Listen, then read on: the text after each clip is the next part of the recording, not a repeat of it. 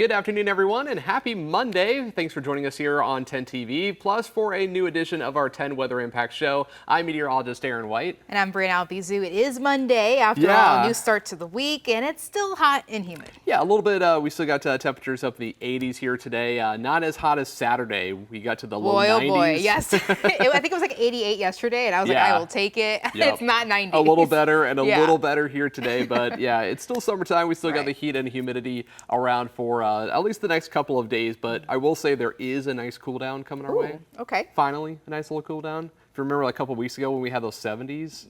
Are they coming back? Yeah, they could be coming back here. Oh, that's a tease. I like about that. a week from now, we are looking at a little bit cooler weather and lower humidity. So let's go ahead and dive into the forecast here as we talk about things that are going on here today and tomorrow. We're talking about quiet weather here at least today, and most of tomorrow is looking okay as well. But we are going to be tracking our next weather maker that will arrive here late tomorrow into tomorrow night and Wednesday, and that's going to bring some showers and thunderstorms, and they could bring some heavy rainfall to parts of central Ohio as we get into the overnight hours and into our Wednesday morning. So we are watching that here, but we're also watching things for today pretty quiet as we got temperatures rising up through the 80s here this afternoon, already into the lower 80s right now. And we'll be in those mid 80s, around 86 degrees here for today. Our humidity forecast, it looks like the graphic isn't working, but we are staying pretty much in the 60s here for the next several days. But that humidity will be dropping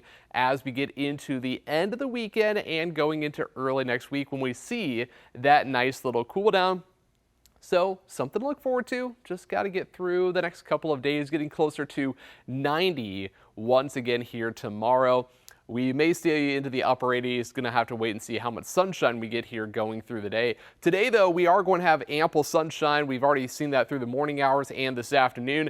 We do have winds out of the north and east, and that's been keeping us a little bit cooler here for today, around the mid 80s. Again, a high of around 86 here for this afternoon. As we go into tonight, we are still tracking mostly clear skies. Going to continue for most of the overnight hours. Some high clouds rolling in from the west as we head through the morning, and eventually some more clouds. And this is why I said that's going to have an impact on how warm we get for tomorrow. Could be close to 90. If we see the clouds arrive a little bit sooner, we may stay stuck in the mid to upper 80s. But still pretty warm, still got that humidity around. And then as we head later in the day, here's that chance for some scattered showers, and then overnight, scattered showers and storms developing across central Ohio continue into our Wednesday morning. This would bring that chance for some heavy rainfall, and could see some rainfall amounts getting closer to 1 inch. It's going to really depend on how widespread the activity becomes and really how fast it's moving through. If it's slow moving thunderstorms, which we have already seen out in the western part of the upper Midwest, out across parts of Minnesota, Iowa, and South Dakota, Wisconsin the last couple of days over the weekend, they had some slow-moving showers and storms. So if that's a similar pattern to what sets up here tomorrow night into Wednesday, then we could be talking about some heavy rainfall, and we will have to watch that potential for any flash flooding. But again, it's going to really depend on how widespread that activity becomes. Today, we're not tracking any rain. We got sunshine here, a few scattered clouds this afternoon, 86 for a high temperature, northeast winds at 5 to 10 miles per hour. And then for tonight, clear skies, actually a really nice night coming our way. Temperatures cooling down to the mid 60s, so nice and cool. Actually a little drop in our humidity here as we get those nice cooler nights down into the 60s as compared to the 70s we just had over the weekend. We only dropped to about 73 degrees Sunday morning, so tonight, tomorrow morning, feeling a lot better with that 64 degrees and a clear sky. Our 7-day forecast showing again near 90 here tomorrow. If we see those clouds, it could keep us in the upper 80s, but still very warm. Then we have a dip in our temperatures going into Wednesday and Thursday, and they do rise back into the upper 80s by Friday and Saturday. But then we're talking about another cool down, and you see Sunday there, 84 degrees, those overnight lows getting down into the mid 60s once again.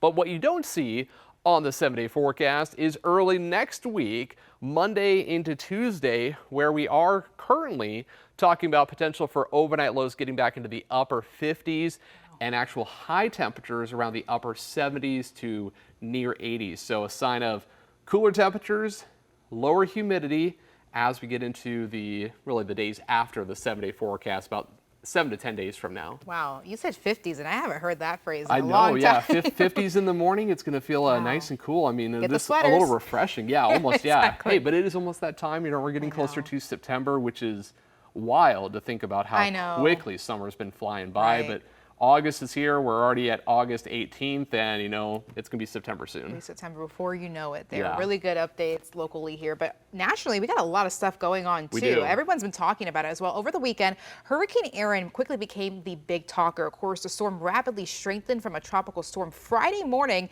to a powerful Category 5 hurricane by Saturday morning.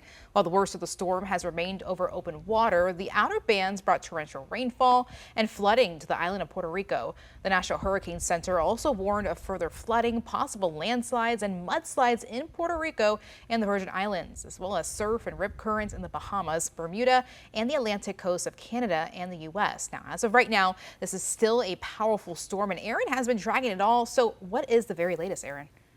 Yeah, and it is still a powerful storm. Right now, sustained winds at about 130 miles per hour. That makes it once again a Category 4. Now, it did weaken from that Category 5 status that we saw on Saturday. It weakened down to a Category 3 by Sunday morning.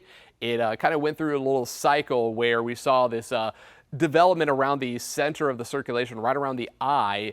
And so that allowed it to weaken down to a Category 3 with still a very powerful Category 3, winds of 125 miles per hour.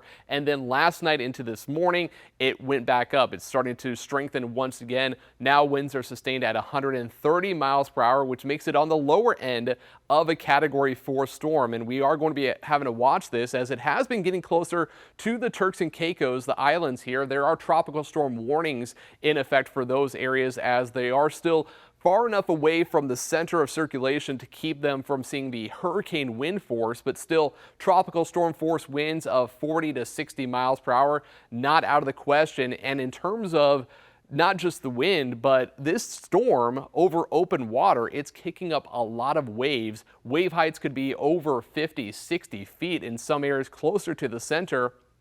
But that's also pushing those waves. The wind is pushing those waves further out, and that means high surf, high rip current risk for the Turks and Caicos, for the Bahamas, and eventually, as the storm continues to track to the north and west, for the eastern coast of the United States. We're talking about potential for high surf, dangerous surf, and rip currents as it passes between the U.S.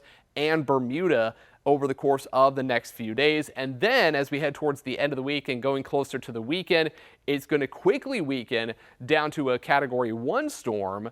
But as it gets picked up by the jet stream, and as you notice there, staying well away from any land masses, but still, even though it's away from land, not making a direct landfall, it's still having impacts with high surf, dangerous surf, rip current risk across the eastern part of the U.S., the part of Cape Hatteras, the Outer Banks of North Carolina, and of course the Bahamas and the Turks and Caicos, at least the next 24 to 36 hours. So we are watching this very closely. And as mentioned, it's been a powerful storm that got to Category 5 strength, but it's still not even close to some of the strongest hurricanes on record in the Atlantic Ocean. There's been stronger ones out in the Pacific over the last several decades, but some of the more recent ones in 1980, one of the strongest ones ever in the Atlantic Ocean, had winds sustained, max winds at 190 miles per hour with gusts over 200. So very powerful storm.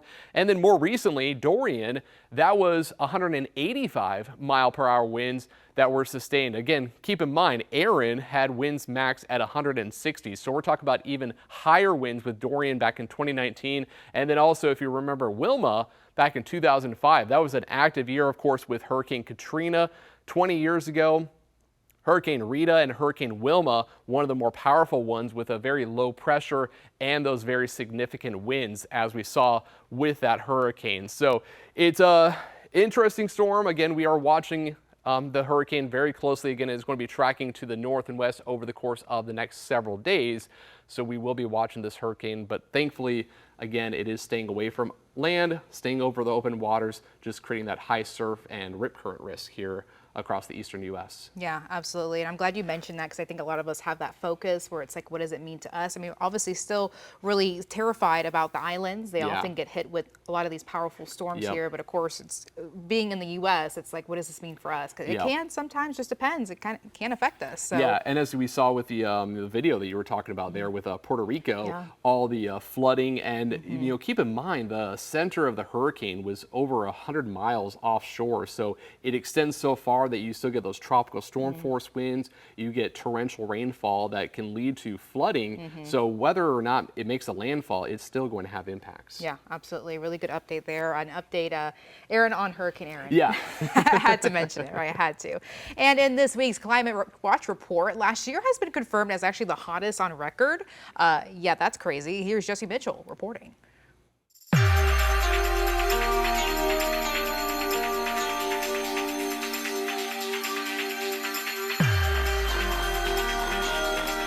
We're keeping an eye on the climate. Here's what you need to know. The 2024 State of the Climate Report was just released by the American Meteorological Society, and it confirms last year was the hottest ever, both on land and sea. And while 2025 is not expected to break that record, NOAA says this year is almost certain to rank among the 5 hottest years ever recorded. Unsurprisingly, the 3 main greenhouse gases that warm our atmosphere also reached record high levels in 2024. Meanwhile, 183 countries, including the United States, have been meeting in Geneva, Switzerland for 10 days to finalize a legally binding international treaty to address plastic pollution. Unfortunately, the negotiations ended with no deal, as countries could not agree on a cap on plastic production or limit toxic chemicals used in plastic manufacturing. Some argue no deal is better than a bad deal. Now, countries will have to return to the negotiating table for a future round of discussions to finalize a treaty. And finally, some solutions come from nature itself. A new Stanford study found that reintroducing beavers could help combat climate change. The ponds created by beaver dams can help increase freshwater storage, boost biodiversity, contain wildfires, and improve water quality. Researchers hope their work will guide policymakers and watershed managers in reintroducing beavers effectively. That's your Climate Watch. For the latest on climate and environmental news, go to cbsnews.com and follow us on Instagram at CBS News Planet. I'm Jesse Mitchell in New York. It's very interesting to hear that last year, 2024, was the hottest on record. I mean, not surprising because there were a lot of record highs that were set across the United States and, of course, globally with some heat waves and just more extreme conditions. And we've already seen some this year. I know they mentioned that 2025 likely not going to surpass that.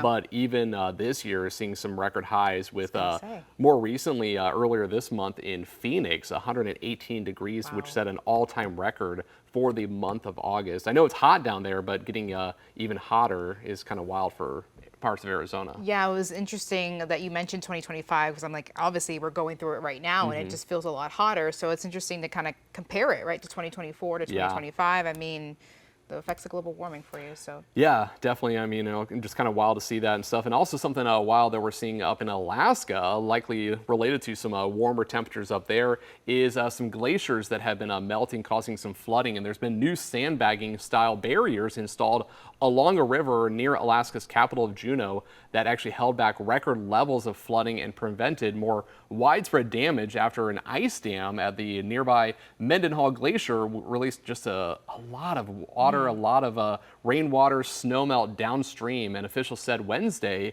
just last week here, that water pooled on several streets, in some yards, and even some homes after Juneau saw just that at the Mendenhall River crested earlier in the day. But the water has receded, of course, over the last several days, and by late afternoon last week, officials had reopened some of the affected areas, many residents had to evacuate just because of concerns of some of those higher levels, and there was no damage reports similar to what happened just a couple of years ago with some more of the flooding with that glacier. So pretty wild stuff that's happening up in Alaska, and thankfully around here in Ohio, things are a little bit more quiet the next couple of days. I would hope so. No snow melt for us right now. Yeah, I don't even want to think about snow right there. We'll be there at some point. Can I get fall first, and then we can go to winter? Yeah, nice fall. Hopefully we get some good fall colors, some nice temperatures, some quiet days this fall. No big rainstorms storms, but we'll see how it plays out. Of course, you know, it's always You can put a different word every in? year. Yeah, Okay, right. okay. Yeah, I'll put a word in for some more sunshine, Please, right? please, and thank you. Yeah, so that'll do it for us here today. Again, it's going to be hot and humid the next couple of days, so stay cool out there, stay hydrated. We'll get that cool down as we head into next week. So with that, that'll do it for us here today. We'll have more news and weather coming up later on tonight. Chief Meteorologist Jerry Martz will be in with the latest updates on the weather forecast here later on. So until then, you can catch more news and weather online at 10tv.com.